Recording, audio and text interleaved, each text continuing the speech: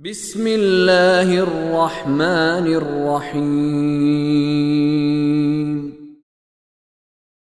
ولا تكونوا كالذين تفرقوا واختلفوا من بعد ما جاءهم البينات وأولئك لهم عذاب عظيم ولا تكونوا كالذين تفرقوا. اب دیکھیں فوراً یہ خیر کا مطلب کیا ہے؟ ان کی طرح نہ ہو جانا جنہوں نے فرقے بنائے، جنہوں نے تفرقہ کیا، الگ الگ ہو گئے. واختلفوا، اور اختلاف کا شکار ہو گئے. من بعد ما جاءهم البینات، روشن اللہ کی طرف سے باتیں آ جانے کے بعد. اب ذرا غور کیجئے، توجہ کیجئے گا اپنی عقل پر زور دیتے ہوئے.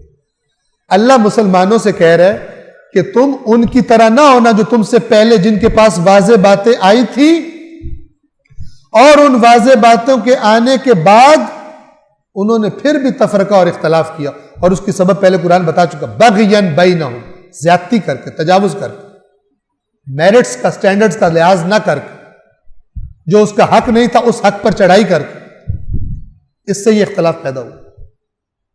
اے مسلمانوں تم ان کی طرح نہ بننا. اس کا مطلب کیا ہے؟ اس آیت کا مطلب یہ ہے کہ اللہ نے مسلمانوں کو کچھ بینات دی ہیں، کچھ ایسی باتیں ہیں جو ساری امت میں مشترک ہے. بینہ کہتے ہیں اس کو جو سب کو کلیئر نظر آ رہی ہے. جن چیزوں میں اختلاف ہے، بالآخر ایک مسلک، ہر مسلک کہتا ہے جو میں مانتا ہوں وہ میرے لیے بالکل واضح ہے. خوب توجہ فرمائیں، ہر جو مسلک ہے اس سے آپ جب بات کریں گے وہ کہے گا اسلام ہی ہم ہے، باقی تو اسلام ہی نہیں ہے. نہیں، وہ کہے گا یہ والی بات ہے جو دوسرے نہیں مانتے یہ بالکل واضح ہے.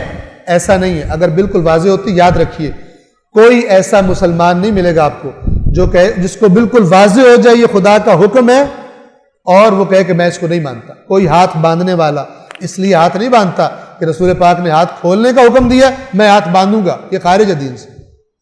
وہ سمجھتے ہیں رسول پاک نے ان کے پاس جو دین پہنچا ہے وہ آج وہ سمجھتے ہیں کہ رسول پاک نے اس طرح ہاتھ باندھے. بھلا کیوں بعض لوگ کہتے ہیں یہاں باندھو، بعض لوگ کہتے ہیں یہاں باندھو؟ کیوں؟ روایات کا اختلاف ہے، حدیث کا. وہ سمجھتے ہیں کہ وہ والی صحیح ہے جس میں یہاں باندھا ہوا، وہ سمجھتے ہیں یہاں والی صحیح ہے، اور وہ روایات بھی جس میں رسول اللہ نے ہاتھ کھولے ہوئے. تو مارتے کیوں وہ ایک دوسرے کو؟ ایمانداری سے جو تمہارے پاس پہنچا ہے اس کو فالو کرو، لیکن اس فالو کرنے کو یہ نہ کہو جو یہ ہاتھ باندھے گا میں اسے گولی ماروں گا. یہ غلط ہے. دیکھنے کا انداز بدلو. اللہ غلط نہیں کہہ رہا، نہ اللہ غلط کہہ سکتا ہے. قل صدق اللہ، کہو اللہ نے سچ کہا ہے. ہر بندہ لگ جائے پیچھے اپنے مسلک کے علماء کے.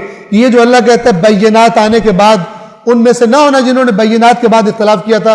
ہمیں بتاؤ بینات اور ہم سب کو اکٹھا کرو اس میں. اللہ ایسی بات نہیں کرتا جو ہو ہی نہ سکتی. اور اس کا جواب یہ بھی نہیں ہے کہ باقی سارے جو ہیں وہ بینات کو نہیں مانتے، ہم مانتے. یہ غلط ہے. بینات وہی قرار پائیں گی. کیوں شیعہ علماء اہل سنت کو کافر نہیں کہتے؟ توجہ فرمائیں. اہل شیعہ علماء سوائے جو افراطی قسم کے ہر جگہ اکا دکا پیدا ہو جاتے ہیں، وہ تو پھر ہر جگہ ہوتے ہیں، لیکن شیعہ علماء جو مین سٹریم علماء ہیں، جو معتبر علماء ہیں، وہ اہل سنت کی ہرگز تکفیر نہیں کرتے. کیوں تکفیر نہیں کرتے؟ مگر اہل سنت حضرت علی کو پہلا خلیفہ مانتے ہیں؟ نہیں. لیکن اس کے باوجود انہوں نے بھی روایات پڑھی ہوئی ہے ساری، وہ اہل سنت کی تکفیر نہیں کرتے. کیوں نہیں کرتے؟ اس لیے کہ بالآخر اس مسئلے میں امت میں اختلاف ہو گیا. کچھ لوگ ایمانداری سے یہ سمجھتے ہیں کہ یہی ترتیب ہے. اب اس پہ لڑو گے نہیں. اپنا آپ رکھیں، جو آپ کے مسلک کا عقیدہ رکھیں. ایک دوسرے کے ساتھ غلیظ زبان استعمال نہ کریں. آیت اللہ خامنائی نے فتویٰ دیا، اور فتویٰ بھی اس لیے دیا تھا کہ ایک خبیث نے رسول اللہ کی ایک زوجہ کی شان میں بدترین قسم کی توہین کی، اور اس نے امامہ باندھا ہوا تھا. اور آج وہ انگلینڈ کی گود میں بیٹھ کے وہاں سے ٹی وی چینل چلا رہا ہے. انگلینڈ، یہ وہی انگلینڈ ہے کہ وہاں پہ جا کے آپ اسرائیل کے خلاف بات کرو تو آپ کو جیل میں ڈال دیں گے، اور آپ دوسرے مسلک کے خلاف جو مرضی خباثت کر لو آپ کو کوئی کچھ نہیں کہے گا. کہیں گے آزادی بیان ہے. عقل والوں کے لیے نشانی ہے. توجہ فرما رہے ہیں؟